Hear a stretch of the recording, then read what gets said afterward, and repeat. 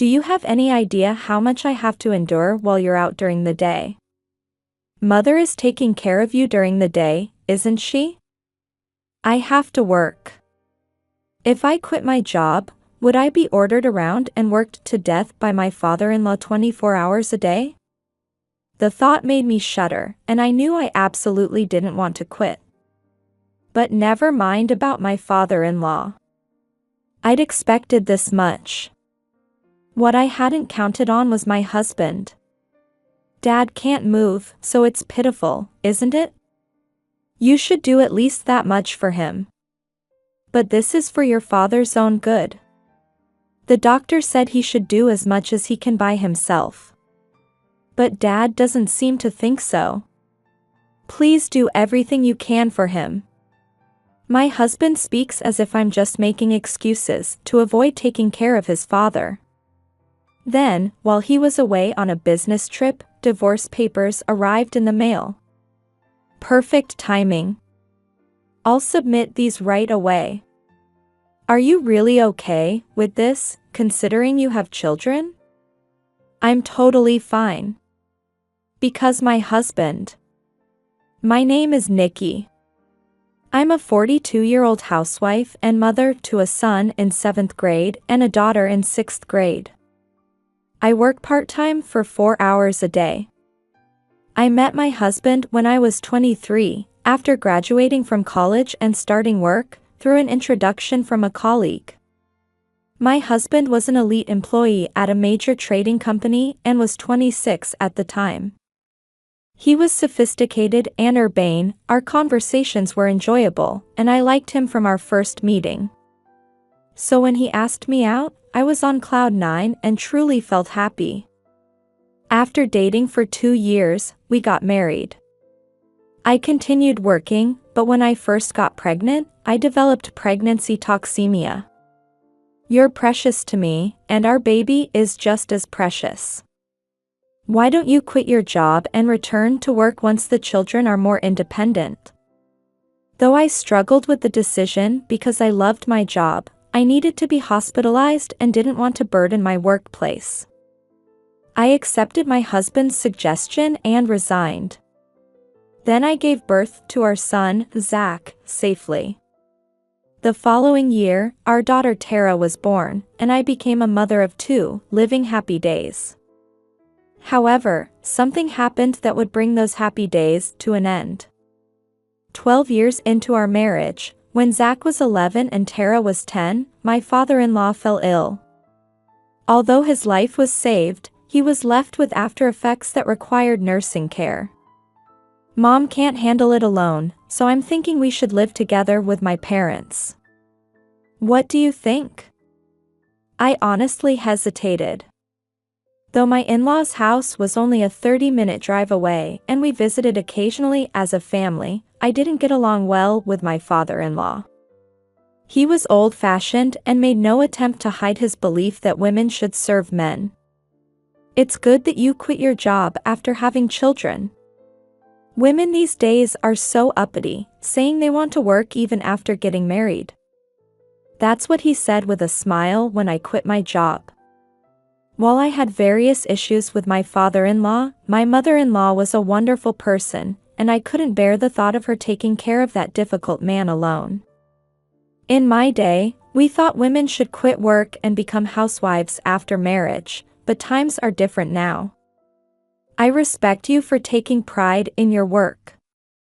That's what my mother-in-law said to me in front of my father-in-law, who had frowned upon hearing I would continue working after marriage. After that, she would subtly help me whenever something came up, and thanks to her, major conflicts between my father-in-law and me were avoided. Moving in together to care for this father-in-law, I agonized over it but ultimately agreed. I was worried about my mother-in-law, who was over 70, and thought my father-in-law wouldn't be so aggressive now that his body was impaired. Plus, my husband had always considered my position. If anything happened, he would surely handle it properly. That was my thinking behind the decision, but it proved naive. When are you going to quit your job? Soon after we moved in together, my father-in-law learned I was working part-time and said this unpleasantly. "When you quit your job after having Zach, I thought you showed promise." It seems my father-in-law had expected me to stay home all day and take care of him constantly. However, I go to work during the day except for Sundays. This is work I've been doing all along. I have no intention of quitting. He doesn't like that.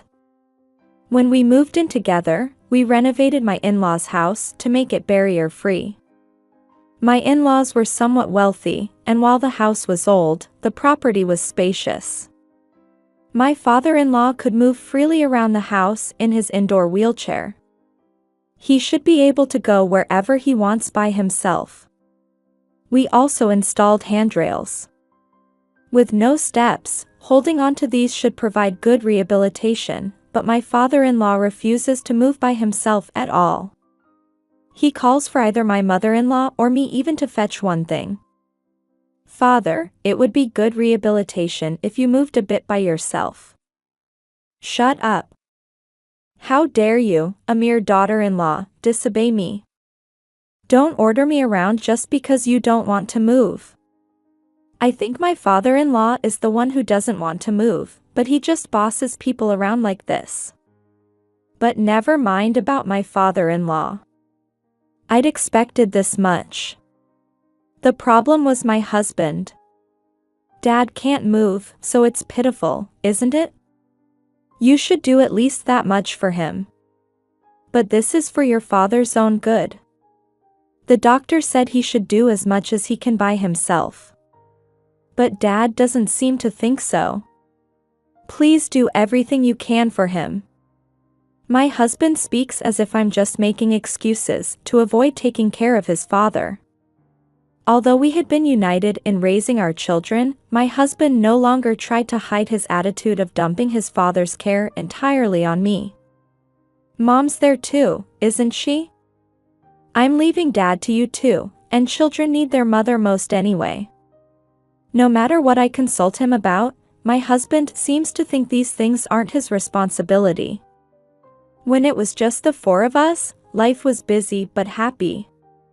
Amid the busy days, we made time for just the two of us after the children went to bed. On days when my busy husband came home early, we would have a nightcap together or watch popular dramas.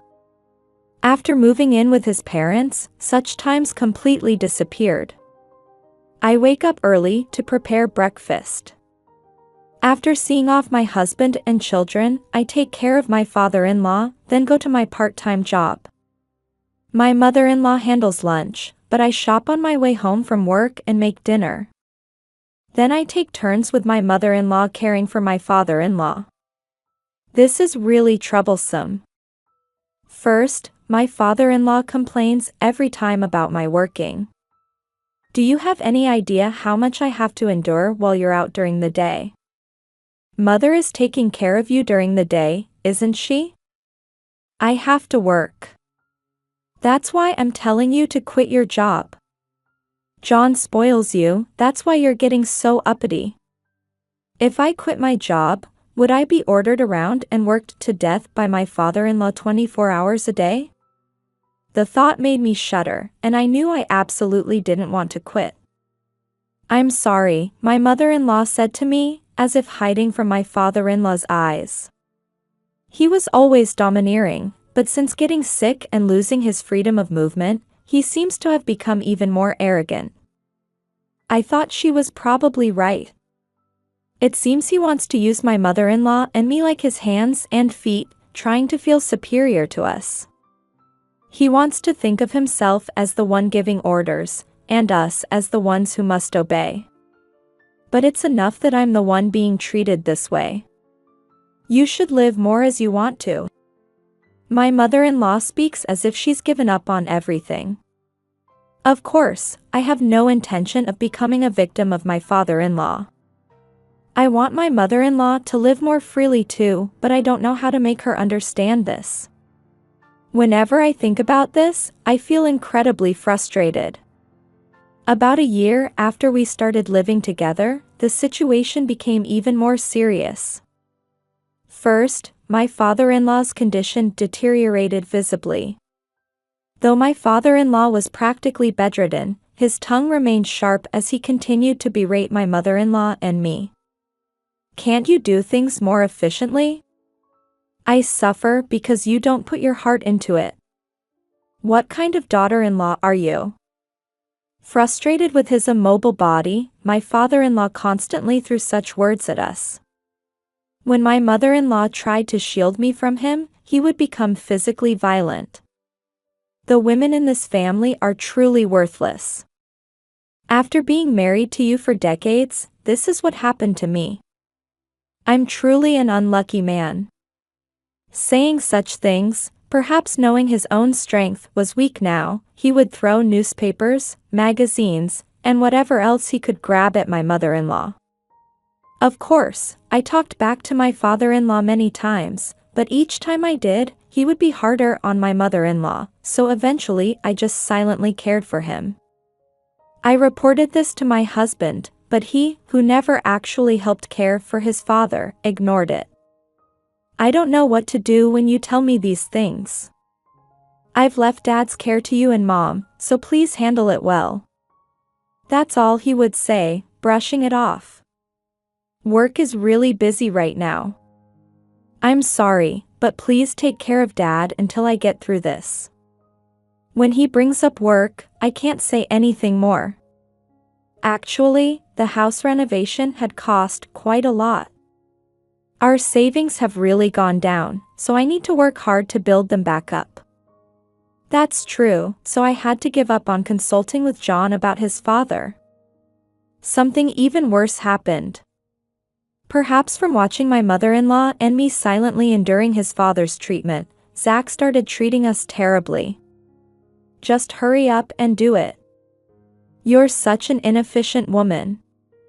I tried to think it was just because he'd entered middle school and his environment had changed, but it clearly wasn't just that. He would say such harsh things to my mother-in-law, me, and even Tara. "How dare you speak like that? Apologize. Shut up. Women shouldn't talk back to men."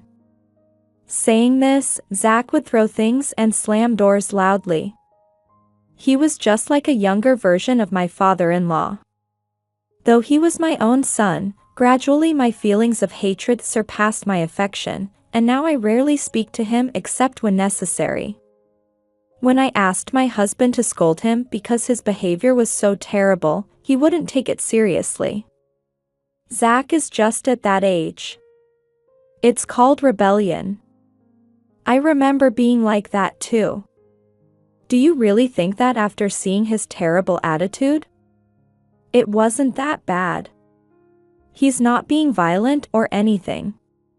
True, Zach hasn't been physically violent yet. But he makes loud noises and throws things. Can we really say this isn't violence? So are you saying we should just leave him alone until he becomes violent? That's not what I'm saying. I'm saying we should watch how things go. My husband says this as if it doesn't matter. I understood that saying anything to this man was pointless. Around the time I had reached a state of near resignation, another change occurred in our lives. My father-in-law passed away. It happened suddenly in our second year of living together. His condition worsened, and he had a seizure. After the rushed funeral, we returned to normal life. Normal life? What kind of life is that? During these 2 years, I had completely forgotten what that meant. If normal life means life before living with my in-laws, before caring for my father-in-law, then our current life is not normal. Wake up, prepare breakfast, see off husband and children, go to part-time work. Shop on the way home, prepare dinner, do housework, and sleep when night comes. If this is normal life, then we've returned to normal life. But my heart isn't at peace, and when I look at my mother-in-law, she has the same expression. What should we do now? My mother-in-law asks me this with a troubled look. It seems I've come to a time when I need to make various decisions. Zach remained a miniature version of my father-in-law. No, his behavior was getting worse daily, as if trying to make up for my father-in-law's absence. Shut up. Don't order me around. The other day, he finally pushed Tara. How could you do such a thing? Fortunately, Tara fell onto the sofa and wasn't hurt. It's her fault. She dared to scold me even though she's just my sister. Women should just silently listen to what men say. Tara had only told Zach to throw away the garbage from the snacks he'd eaten in the living room. Zach, why don't you throw away your own snack trash? Even little kids don't do that. When she said that, he yelled at her and pushed her. Zach is completely out of control now. How did he become such a child? I told my husband that Zach had finally become physically violent with family members, but his response was the same as always. They were probably just playing around. Don't all families have fights like that? It wasn't at that level. Zach will keep growing and getting stronger, right? Please scold him before things get worse. Okay. I'll talk to him when I have time. Oh right, I'm going on a business trip tomorrow. My husband left these words and departed for a long business trip the next day. Watching his back as he left, I muttered to myself. Looks like I really need to take serious action now. While I was wondering what to do, divorce papers arrived in the mail from my husband during his business trip. An ordinary envelope. When I opened it, wondering what it was, there were divorce papers. My hands holding them trembled involuntarily. He probably thinks I'm shocked. That's not it. I laughed and my hands trembled because my husband's blatant attitude was so ridiculous. In other words, now that his father's care is over, I'm no longer needed. He's really straightforward. I wonder how far he'll go in looking down on me? I might as well sign it. All right. I'll submit these right away. Are you really okay with this, considering you have children? As I was filling out the divorce papers while humming, my mother-in-law asked worriedly. I'm totally fine. Because my husband doesn't know anything. I really want to go submit the divorce papers right now, but that would probably be hasty. I should do what needs to be done properly and submit them at my own timing. However, getting these is a big deal. For now, I plan to wait for him to return home and have a proper discussion. That's better. It's sad, but he brought this on himself. There's nothing we can do. My mother-in-law looked pitiful, but that look was directed not at me who had been served divorce papers, but at her foolish son. A few days later, my husband returned from his business trip. Oh, you signed it? That was the first thing he said. Before that, I have something I want to ask. Why divorce?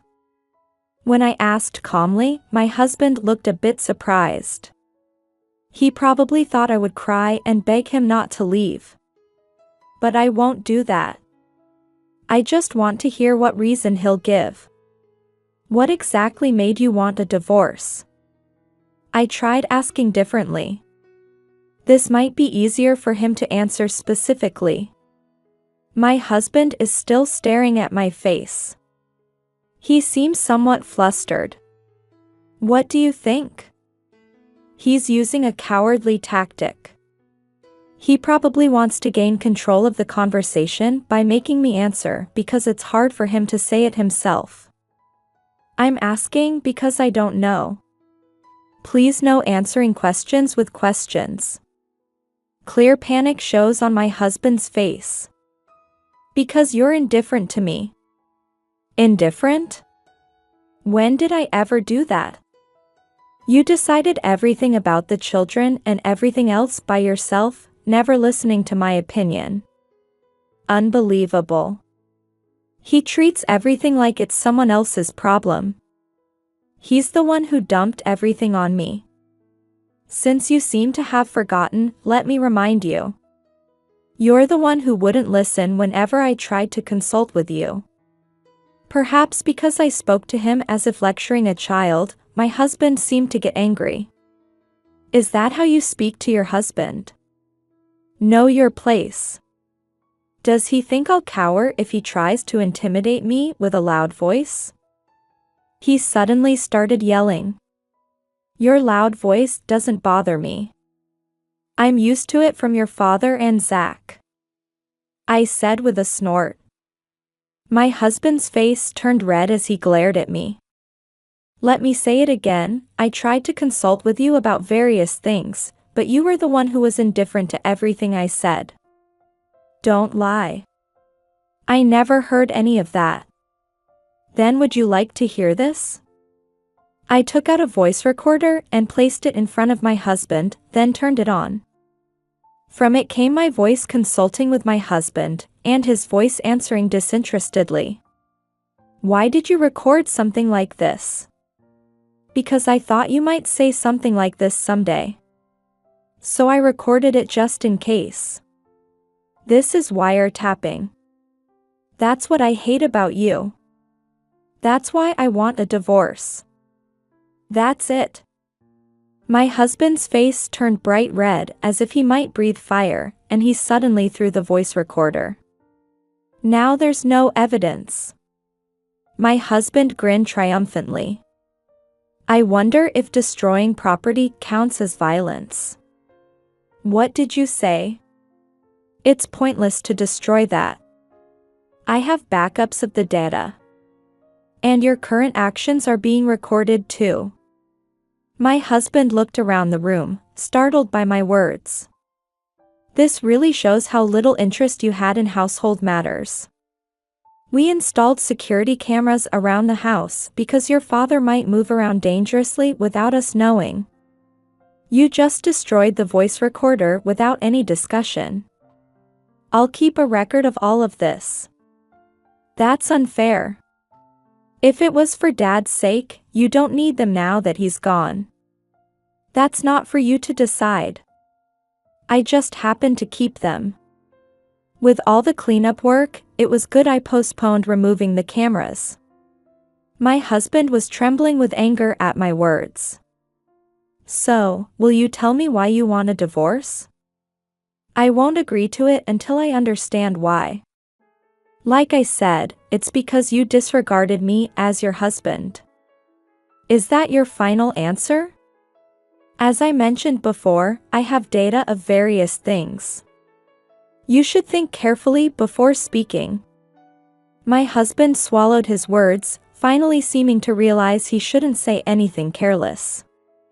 You'll tell me the reason for the divorce, right? I didn't let up my offensive. I wondered what reason he would give now. Because you've lost your appeal. Now he came out with that. Since we moved here, you've become too domestic, and I can't see you as a woman anymore. Isn't that because I was caring for your father? That's just an excuse. If you wanted to, you could have made an effort to stay attractive as a woman. I'm sick of your laziness. I couldn't help but laugh out loud. What's so funny? Try telling that reason to anyone else. No one will understand. Pushing all his father's care onto his wife, doing nothing to help with housework or childcare, being indifferent when his wife tried to consult him, how could a wife in such a position have room to think about staying attractive? My husband probably understands this much. He just blurted it out in desperation. But I want a divorce too. My husband's face brightened. However, there are conditions. What are they? Tell me. I listed several conditions. First, pay me compensation. I haven't done anything to warrant compensation. I took out a file full of documents and thrust it in front of my husband. This is. Inside were multiple photos showing my husband being intimate with a woman. My husband had been having an affair. And it had started even before we began living with his parents. You suggested living together because you wanted to dump your father's care on me so you could meet this woman, right? How did you? Before we started living together, I got suspicious and investigated. My husband hated his father. Yet he suddenly wanted to live together. It seemed strange. When I looked into it, that's what I found. The other woman was my husband's subordinate at work. I don't know how incompetent he thought I was, but evidence quickly piled up. And I kept all of it properly. I thought maybe you'd reflect and change your mind after seeing me take care of your father. That's why I pretended not to see it once. But you didn't change. Rather, I should say you changed for the worse.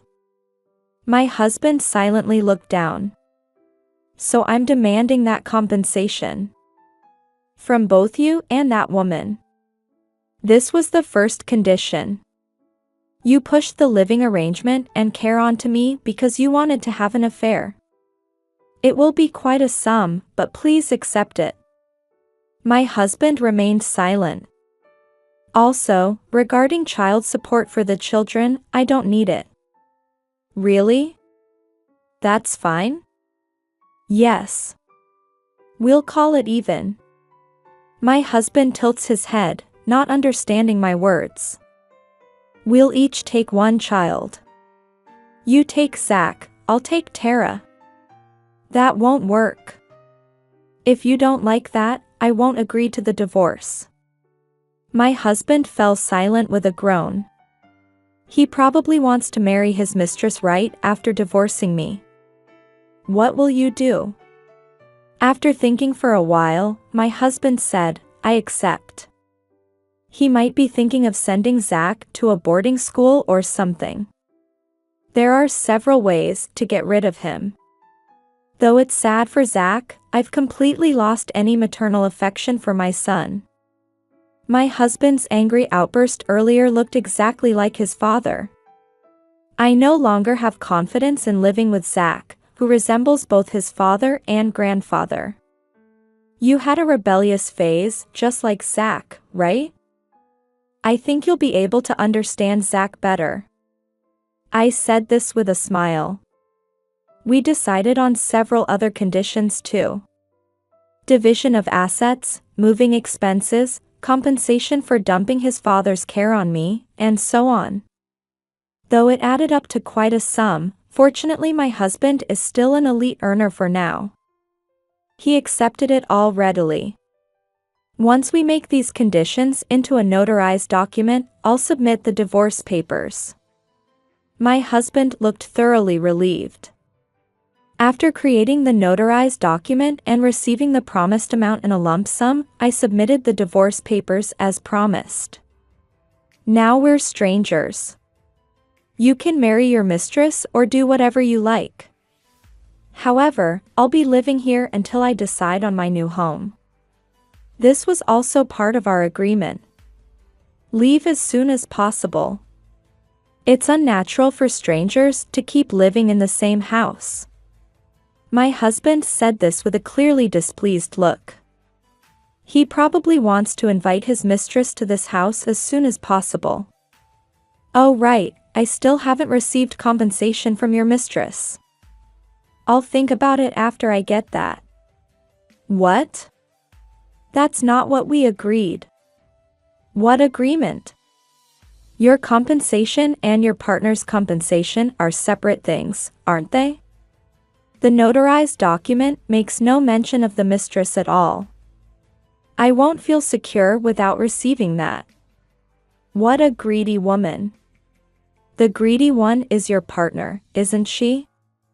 Stealing someone else's husband. My husband had no way to respond. Anyway, this is my house. Now that we're strangers, please leave as soon as possible. I'm begging you. My husband says this with a tragic expression. About that, I don't think this is your house. What do you mean? Ignoring my husband's puzzled look, I gave a slight nod to my mother-in-law. Then my mother-in-law said, "This house is mine." What do you mean? This house is in my name. So it's not your house. My husband's face shows he doesn't understand what his mother is saying. So I continue the explanation. This house was originally your mother's property, not your father's. So it's not yours. My husband still looks unconvinced by my explanation. That's understandable. I explained the circumstances I knew to my husband, or rather, ex-husband. Your father was originally adopted into the family through marriage, and all the property belongs to your mother. What? Your father was that kind of person, right? He probably never wanted to tell you he married into the family because it would have hurt his pride. My ex-husband slumped dejectedly. But if the house is Mom's, I'm the heir eventually. It will be mine in the future, right? About that, I've been adopted by your mother. What's that about? When the talk of living together came up after my father-in-law got sick, I had a long talk with my mother-in-law, just the two of us.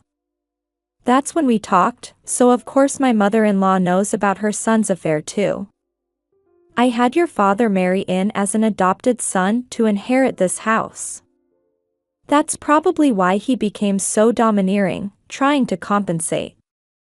It's hard to believe now, but apparently my mother-in-law and father-in-law had a passionate love marriage. Despite their different social standings and my mother-in-law having no siblings, my father-in-law agreed to be adopted into the family. My father-in-law's attitude seems to have been a combination of dependency on my mother-in-law and his own self-deprecation about being an adopted son-in-law. That's probably why my mother-in-law could remain kind to him until the end, despite his domineering ways. Though I think it was a somewhat twisted relationship, I feel a bit envious that she could maintain such affection for my father-in-law. But my father, your grandfather, refused to allow adoption of your father until his death. So your father had no right to inherit our property. Even so, why did Mom adopt Nikki? I explained everything to her, including how your father would probably be harsh with her. And there was one more thing I understood. My mother-in-law said this meaningfully. By then, we already knew you were having an affair. My mother-in-law and I had thoroughly discussed everything, and decided that if he showed remorse, we would pretend nothing had happened. But unfortunately, that's not how things turned out. Nikki, you've taken such good care of my husband. This is my way of apologizing for my son's behavior. I'm glad you think of me as a real mother. Is it selfish of me to want you to stay with me forever? My mother-in-law said this, and I agreed to the adoption. So you're the one who needs to leave this house. You have no right to live here. Yes. I've decided I want to live with Nikki. I don't want to see the face of whoever you marry next. And my will states that all my property goes to Nikki. Mom. How could you? My husband can't believe his mother's words. Get out. Take Zach with you. You're abandoning Zach even though you're his mother. The notarized document says we'll each take one child, right?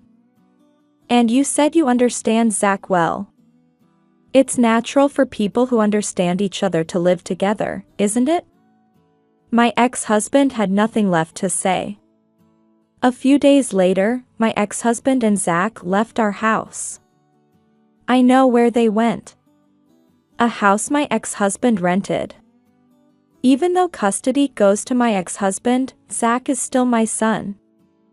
I can't be completely uninvolved if something happens to him. Humph. I'm glad to leave this house. Living with just Dad will be much better. Dad's an elite and earns lots of money, unlike living in poverty with a part-time working mom. Zach doesn't know. He doesn't know that his father will marry his mistress, that he's taken on a lot of debt from this situation, and that his father's affair has been discovered at work, resulting in a pay cut and an impending demotion. Take care. Let me know if anything happens. I never want to see you again. Don't come crying to Dad when you're in trouble. Women really are stupid. I don't know how Zach will feel when he learns the truth. As a mother, I feel sorry for Zach, but now that his personality has become so warped and he's so trapped in his contempt for women, there's nothing I as his mother can do. I don't know if my ex-husband can do anything with him, but I have to leave it to him. After the divorce was finalized, I changed from part-time to full-time work. I was originally a pharmacist. I chose that job because I wanted to help people. After giving birth, I had reduced to 4-hour part-time work, but the pharmacy where I work had always said I could return to full-time whenever I wanted. So there's absolutely no problem with future income. I can send Tara to the school she wants and support whatever path she chooses. My ex-husband had renovated the house to make it as comfortable as possible, thinking of his own old age. Thanks to that, we can live comfortably too. Now that my father-in-law has passed away, my mother-in-law is looking forward to finding her own enjoyments. I can't understand what she saw in such a domineering father-in-law, but people's feelings are truly mysterious. Tara is also living freely now without Zach's verbal abuse. By the way, I recently got a call from Zach. You must be struggling without a man around, right? I might come back if you want. Probably because my ex-husband's demotion was decided and they have to move to the countryside. Because of Zach's attitude, my ex-husband and his mistress are already facing divorce. My ex-husband has contacted me whining, please do something about Zach. Of course, I politely refused. Zach, thank you for your concern, but we're fine for now. Please think about your own life. Goodbye. I hung up after saying that. Maybe I'm being cold as a mother. But when I remember Zach's face from back then, showing the same face as his grandfather and throwing the same verbal abuse, I can't live with him anymore. Strangely, while my mother-in-law could forgive what her husband did, she couldn't tolerate Zach doing the same things. From now on, we 3 women will live each day comfortably.